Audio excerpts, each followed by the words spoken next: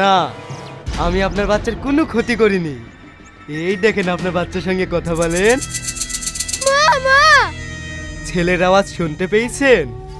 আপনার ছেলেকে যদি বাঁচাতে চান তাহলে তাড়াতাড়ি 10 লাখ টাকা নিয়ে আসেন। ফোন কেটে দিল, আবার লাগাও। যে নম্বরে আপনি কল করছেন সেটি এখন আর ফোন লাগছে না যে। ফোন লাগছে না, ঠিক আছে চল থানা যেতে হবে।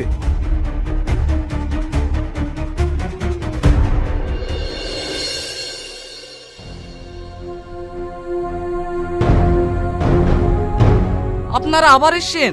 আমি তো বললাম আমি আপ্রাণ চেষ্টা হচ্ছে আপনার ছেলেকে খুঁজে বার করার। স্যার, আমার ছেলে কিডন্যাপ হয়ে গেছে। কিডন্যাপার আমাকে ফোন করেছিল এই নাম্বার থেকে। তাই নাকি? কিডন্যাপাররা যে নাম্বার থেকে ফোন করেছিল সেই নাম্বারটা আমাকে দিন। এই দেখ